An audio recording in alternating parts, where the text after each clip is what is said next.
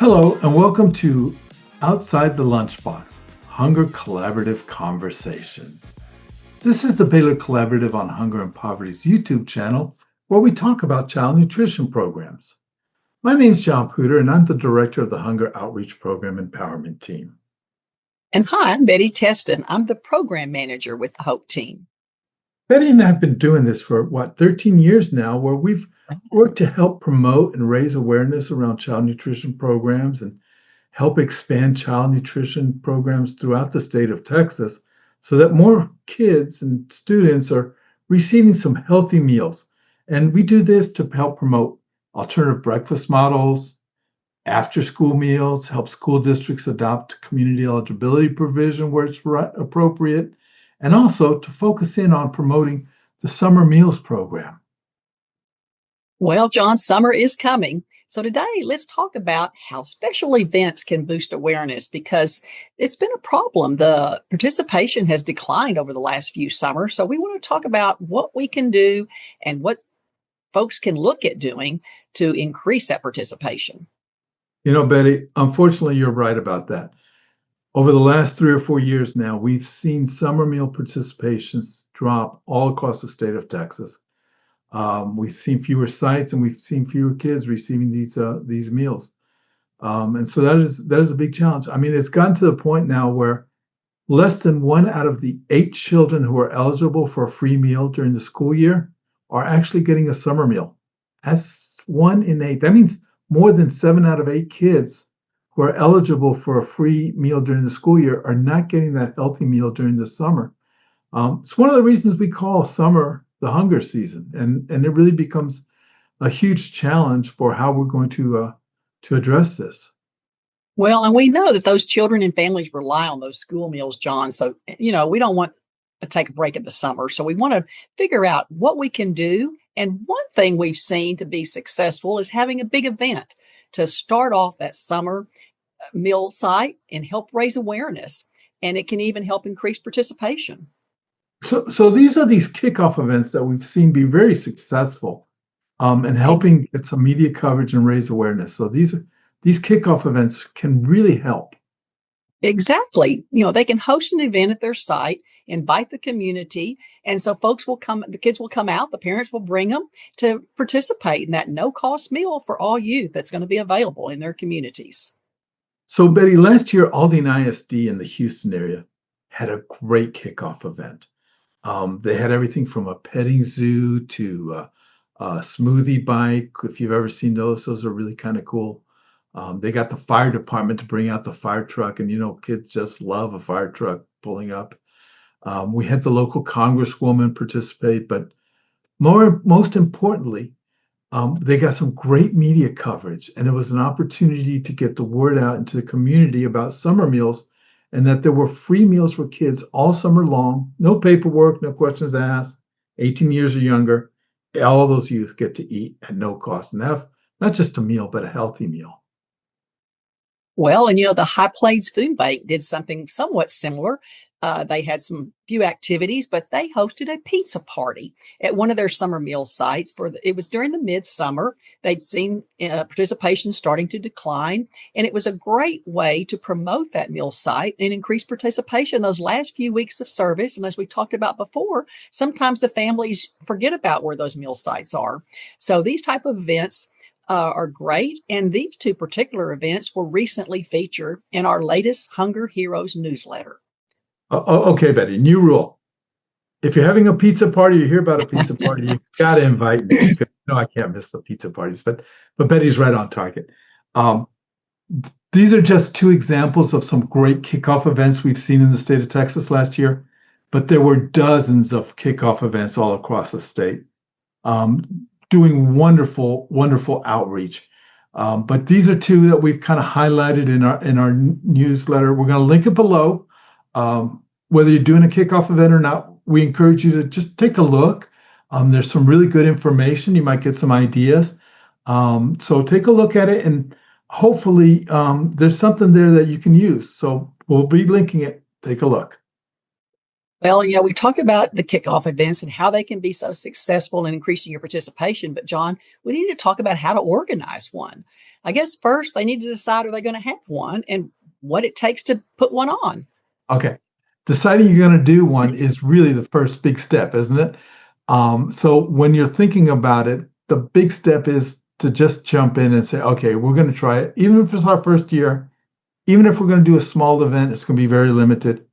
Take that jump and do it. Keep in mind, you don't have to do this by yourself. This is not a one-person job. You go out there and you recruit folks to help, not just your staff within the child nutrition department. You'd be surprised how many folks out in the community are willing to pitch in and to help put an event together if it means helping feed more kids in the summer. So don't think you got to do this alone, right, Betty? That's right. And you don't have to overdo it. Like you said, there's people out there in your community. There's probably some agencies. There's probably some faith-based organizations. And don't forget to invite your local officials. And every little community has some kind of celebrities there. So, that helps attract the media to include all these other folks in your community to get involved with planning this event. So it's a wonderful thing to invite those community celebrities and media and local officials and all those people. But I got to tell you, don't look past the heroes right there in your school district. The high school athletes, the football and basketball players, those tend to be big heroes, particularly to some of the younger kids. Coaches are a big draw. Cheerleaders who can participate can be a huge draw. But I'll tell you, the most popular one I've seen, the one that always draws everybody out, is the school mascot. You get the school mascot participating, maybe helping serve some of these summer meals at a media event, and all of a sudden the media loves to cover that. So that's a great draw. Don't forget to use all of your resources to get some good coverage and some good participation. And if nothing else, make your event fun. Absolutely. And speaking of media, mentioned about the school. Well, they have the school social media platform. There's the information that goes out, through the parents in the summer. Even they can tell about the event coming up and about the summer meals. And then the communications department. Also, there's radio stations, and some smaller communities have local newspapers that they can promote this in advance. So it really gets the word out there. That's what we want to try to do, is let everybody know that the event is happening. Betty, you're right on target. There's some great resources out there. But I got to tell you, the most successful way to reach families is using the school communication department. School communication departments really know how to reach out and talk to families, whether it's through their texting tools or robocalls, and sometimes even their social media platforms. They're more successful and have the best way to communicate with families. And so don't hesitate to use them and reach out to them to help them promote not just your event, but summer meals in general. So what we've also seen lately is some sponsors out there who are doing what we call second half kickoff events.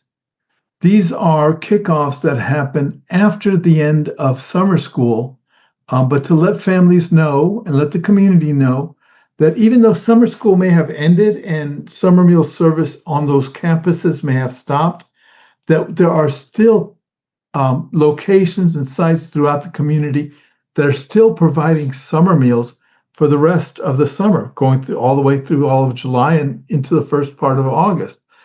So it's important to use this as an opportunity to keep the word going. These second half kickoff events are really good tools for getting the word out.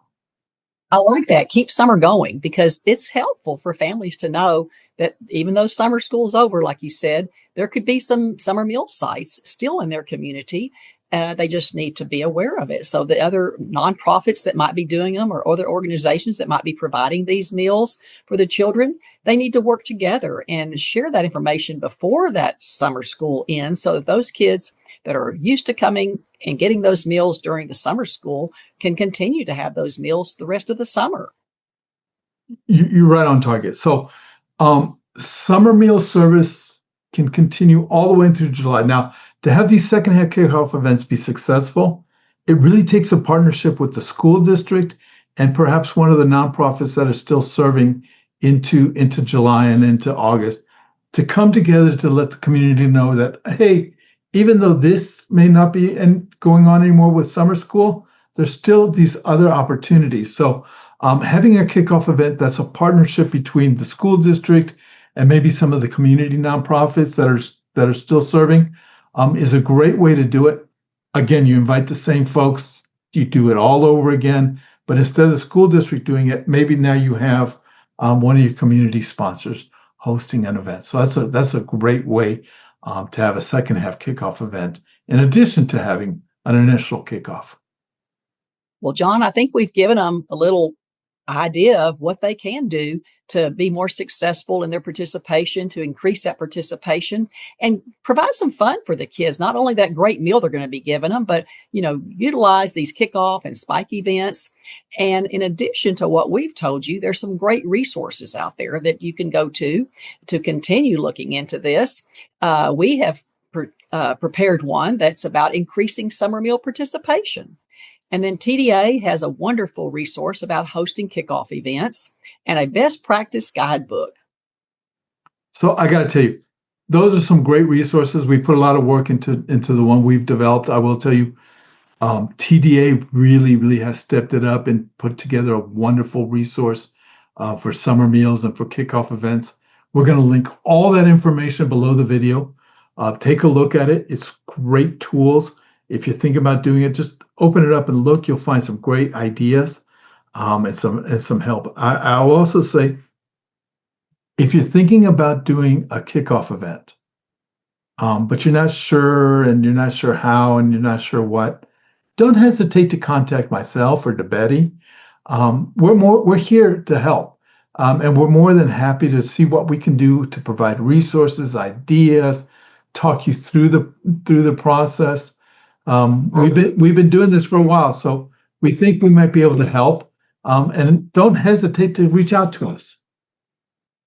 And we want to thank you all for joining us today. And we hope this information will encourage you to look at your summer meal sites and go ahead and do a kickoff or a spike event and keep in touch with us.